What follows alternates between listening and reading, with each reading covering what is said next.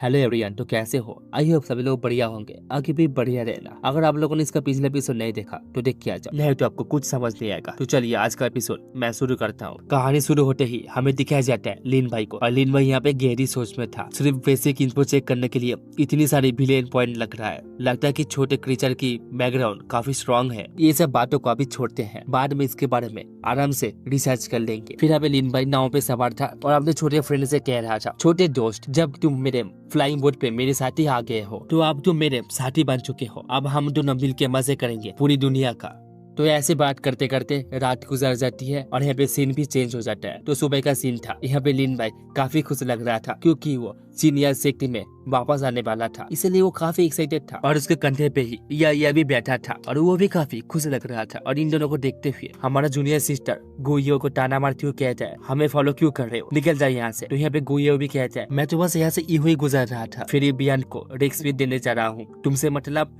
इसको सुनने के बाद जूनियर सिस्टर काफी गुस्सा हो जाती है और कहता है ये वो। तो यहाँ पे सीन चेंज हो जाता है और दूसरी तरफ लीन भाई एक बतख के साथ बातें कर रहा था और उससे कह रहा था, बड़ी सी गोश्त जी, चलो दिल से दिल मिलाते हैं। इसको सुनने के बाद बतख भी कहता है, सॉरी, हम एक दूसरे को जानते भी नहीं। मैं अब एक चीज क्लियर करता हूँ, गुस्सा का मतलब होता है बड़ी व्हाइट वाली बतख टाइप बात। इसको सुनने के बाद यहाँ पे लीन भाई काफी ज्यादा गुस्सा हो जाती है और उसके सामने खड़ा बतख काफी ज्यादा घबरा रहा था क्योंकि उसके साथ जो होगा उसको मालूम चल गया था। तो यहाँ पे लीन भाई उसको आग में पकाने के बाद कहता है, अब तो हम ऑफिशियली मिल चुके हैं। तो यहाँ पे सिस्टम से एक मैसेज आता है, होस्ट ने सेक्ट मास्टर की बड़ी गोश्त को बारबेक्यू करके विलेन वाला काम कंप्लीट किया है, इसलिए आपको मिलता है 2000 विलेन पॉइंट। यहाँ पे लीन भाई पहाड़ पे खड़ा था और वो अपने सेक्ट को देखते हुए मजे के साथ चिकन खा रहा था और वो अपने मन में सोच रहा था, इतने सारे लोग जी सियाओ पीक की तरफ जा रहे हैं। टाइम देख के लगता है हाँ वही वक्त वापस आ गया, पुरानी यादें ताजा हो गई। फिर वो सेक्ट में चल रहा था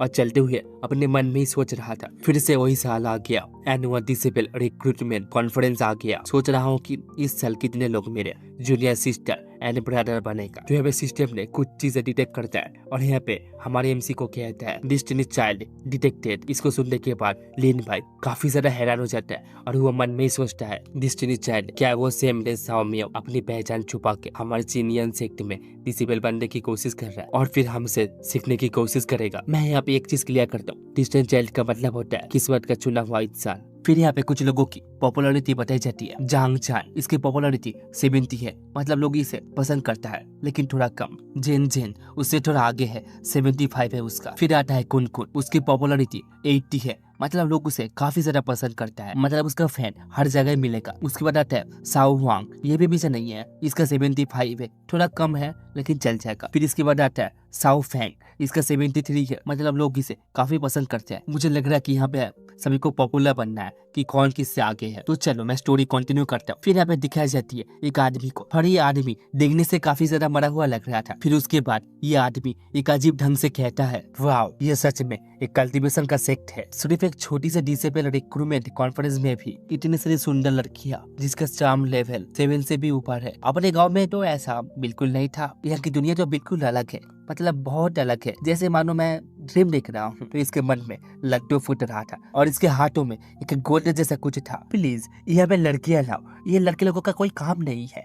और ऐसे भी यहाँ पे क्या चल रहा है भाई, ये आप लोग इमेज देखो, समझ जाओ कि मैं कुछ नहीं बोलूंगा, मैं कुछ बोल ही नहीं सकता। और यहाँ पे ये आदमी डिप्रेस होके एक कोने में जाता है एंड यहाँ पे कहने लगता है, मेरे दीवार से निकल जाओ। फिर उसके बाद ये गोल्डन चीज को अपने हाथ में पकड़ता है एंड यहाँ पे कहता है, बुक इमोर्टल, अगर मैं सीनियर सेक्ट की सुंदर लड़कियों को अपना बना लूं तो मेरी कल्टीवेशन लेवल कितने ऊपर जा सकती है। मतलब इसके मन में भी यहाँ पे बुरा ख्याल था। फिर यहाँ पे ये गोल्डन स्टोन को देखता है और इसमें लिखा था फ्यूजन स्टेज। तो इसको देखते हुए ये कहता है, तुम्हारा मतलब फ्यूजन स्टेज। फिर इसके बाद यहाँ पे कुछ चीजें बताई जाती है। 9 कॉन्टिनेंट्स में कल्टीवेशन को 8 स्टेज में डिवाइड किया गया है। नंबर 1 क्यूआर रिफाइनिंग स्टेज, जहाँ स्पिरिचुअल एनर्जी को मास्टर किया जाता है। नंबर 2 फाउंडेशन बिल्डिंग स्टेज, इस स्टेज में फ्लाइंग स्वॉर्ड्स को कंट्रोल कर सकते हो। नंबर 3 गोल्डन कोर स्टेज, आप बिना किसी सहारे के हवा में उड़ सकते हो। नंबर 4 नसेन सोल स्टेज, अपने नसेन सोल को बॉडी से बाहर प्रोजेक्ट कर सकते हो। नंबर 5 सोल ट्रांसफॉर्मेशन स्टेज, नसेन सोल आप ट्रू स्पिरिट में बदल जाता है। नंबर 6 फ्यूजन स्टेज, स्पिरिट और बॉडी एक हो जाता है और असली रूप में लौटना होता है। Number 7 transcendent stage. Number 8 Mahayana stage सबसे ऊंची और डिवाइन कल्टीवेशन स्टेज। तो यही था हमारा स्टेज, यहाँ पे खत्म होता है। तो फिर से आते हैं स्टोरी में। तो फिर से देखते हैं उसी आदमी को, वो अपने मन में एक बहुत बुरा एक इविल सोच में डूबा हुआ था। जैसे कि ये पूरे 9 कॉन्टिनेंट्स में सिर्फ सुप्रीम सेट के पास ही फ्यूजन स्टेज होती है। तो क्या इसका मतलब अगर मैं सीनियर सेट के सारी लड़कियों को अपना बना लूं तो मैं जो चाहे वो कर सकता हूँ? तो यहाँ पे माई रिएक्शन कुछ ऐसा होगा, ये हे रहा नहीं जाता, थेरेपी ऐसा है। तो फिर से आते स्टोरी में। तो ये लड़का कोने में बैठ के एक अजीब ढंग से हंस रहा था और सभी लोग इसको देखते हुए कह रहा था ये क्या सीन है, ये बंदा इडियट है क्या? और एक लड़का इसको देखते हुए हंसते हुए कह रहा था, अरे यार आजकल इडियट भी चिनयांग सेक्ट में डिसेबल बनना चाहते हैं, क्या मजाक है, कितने भोले लोग हैं ये लोग। तो यहाँ पे हमारा लिन भाई इस आदमी को देख लेता है। फिर लिन भाई कहता है तो एक नया दिस टाइम चाइल्ड सामने आया है। फिर उसके बाद सिस्टम से आता है एक नोटिफिकेशन। तो इस नोटिफिकेशन पे इस आदमी का एक बेसिक इन्फो था, जैसे कि ये हांग जॉन इसका नाम है और इसका रियलम कीवाई ट्रेनिंग है और इसका जेंडर ऑफ कोर्स मेल है, इसका पोजीशन चाओ से और इसका लक 3000 है। उसके बाद सिस्टम इसका कैरेक्टर सर्टिफिकेट देता है, दिस टाइम चाइल्ड हराम का मास्टर, एक कैनिबल टीजर का मालिक, निकम्मा लफंगा। और इसका एवोल्यूशन कुछ ऐसा था, एक असली लफंगा जो स्लिप से गिर के बच गया और उससे एक रिकॉर्ड ऑफ ब्यूटीज का ट्रीजर पाया जो लड़कियों को पटक उससे स्ट्रॉन्ग बना सकता है। यहाँ पे लिन भाई हान जोंग को देखते हुए अपने मन में सोच रहा था 3000 एक डिस्टेंट चाइल्ड के लिए काफी लो है, सो अक तो आधा ही होना चाहिए। इस लफंगे को डिस्टेंट चाइल्ड कैसे मान सकता हूँ? फिर उसके बाद सिस्टम से एक मैसेज आता है, डिस्टिनी वाले लफंगे बहुत डेंजरस होते हैं, सेक्ट और लड़कियों की सेफ्टी के लिए होस्ट प्लीज हांग जोंग से रिकॉर्ड ऑफ ब्यूटीज को छीन लो। इसको पूरा करने के बाद आपको रिवॉर्ड मिलेगा 80,000 बिलियन पॉइंट और ये फेल होने पे भी आपको कोई पेनल्टी नहीं लगेगा। इसको सुनने के बाद हमारा लिन भाई उससे अच्छे से पूछता है, क्या पेनल्टी नहीं लगेगा? सिस्टम में बताता है नहीं लगेगा कोई पेनल्टी।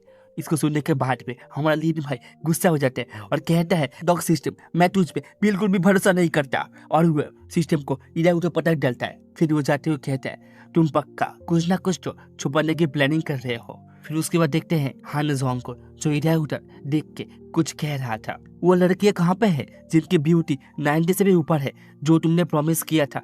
यहाँ पे हान जोंग का हालत हवास पूरा झलक रहा था। फिर वो सीढ़ी के ऊपर जाते हुए अपने मन में ही कहता है, सेक्ट में जितने भी फेरीज है उनका ब्यूटी वैल्यू भी सिर्फ 89 ही है। तो गेम पे में ट्विस्ट आता है और हान जोंग को एक लड़की दिखती है जो लड़की काफी खूबसूरत और पूरा आइटम बॉम्ब लग रहा था और इसका ब्यूटी लग 99 था, प्योरलेस ब्यूटी, और इसका नाम दुगोयू था। और इसको देखते हुए हमारा हान जोंग तो पूरा पिघल गया था पानी की तरह। फिर उसके बाद इसका रियलम पता चलता है, ये असल में गोल्डन कोड रियलम पे है। इसको देखने के बाद हान जोंग तो काफी एक्साइट हो जाता है और कहता है, दुगोयू बस वेट करो मेरे लिए डार्लिंग, मैं तुम्हारे पास जल्दी आ रहा हूँ। और उसका हंसी या फिर उसका फेस थोड़ा अजीब लग रहा था मेरी शक्ल की तरह। तो गेम पे आता है ट्विस्ट, जब आता है लिन भाई उसी लड़के के पास। इसको देखने के बाद हान जोंग काफी गुस्सा होके अपने मन में सोच रहा था, ये भद्दा सा मेंढक कहाँ से आ गया और मेरी लड़की के पास जाने की हिम्मत कैसे हुई, मैं तुझे मार दूंगा। और दूसरी तरफ यहाँ पे लिन भाई इससे कह रहा था, सीनियर सिस्टर आप यहाँ क्या कर रही हो, मास्टर कहाँ पे है? तो इसको सुनने के बाद यहाँ पे सीनियर सिस्टर कहता है, मास्टर अभी सेक्लूशन में है इसीलिए उन्होंने मुझे भेजा। इसको सुनने के बाद यहाँ पे लिन भाई कहता है, सेक्लूशन, मुझे लगता है वो फिर से किसी अम्यूजमेंट पार्क में मजे कर रही होगी। उसके बाद यहाँ पे सीन चेंज होता है और दिखाया जाता है चिनियन सेट के अम्यूजमेंट पार्क में, जहाँ पे एक लड़की कहता है, जरूर लिन भाई होगी जो मेरे खिलाफ कोई चाल चल रहा है। इसको सुन के एक छोटी सी लड़की कहता है, सिस्टर बियान आपके लिए मैं ये साफ कर देती हूँ। तो यहाँ पे हमारा मास्टर भी कहता है, थैंक यू साओली। फिर यहाँ पे छोटी सी बच्ची एक छोटा सा पुतला बनाया था, आई मीन लिन भाई का, ऐसा ही तो लग रहा था, लेकिन किसका था आई नो, मतलब मुझे नहीं पता। तो उसके बाद यहाँ पे मास्टर कहती है, जब डिसेबल रिक्रूटमेंट सेरेमनी खत्म हो जाएगी तब लिंगसी पिक की मास्टर इमोर्टल फेरी बियान खुद उस चालू इंसान को समझाएगी कि गुरु और टीचर की रेस्पेक्ट इसका असली मतलब क्या होता है। तो असल में ये एक मास्टर था और इसका नाम फेरी बियान था। तो उसके बाद घंटी बज जाती है और यहाँ पे सेरेमनी शुरू हो जाता है। फिर यहाँ पे एक आदमी चिल्लाते हुए कह रहा था, चिनियन सेक्ट की 404 डिसेबल रिक्रूटमेंट सेरेमनी ऑफिशियली शुरू होता है। मैं हूँ आज का होस्ट चिंग टिंग। इस सेरेमनी का पहला चैलेंज होगा इसलैंड सीक्रेट रियलम। तो इसी के साथ ही साथ आज का सेरेमनी शुरू हो जाता है एंड मेरा वीडियो भी खत्म हो चुका है। बाय बाय, मिलते हैं नेक्स्ट एपिसोड में। लाइक करना, शेयर करना एंड सब्सक्राइब करना।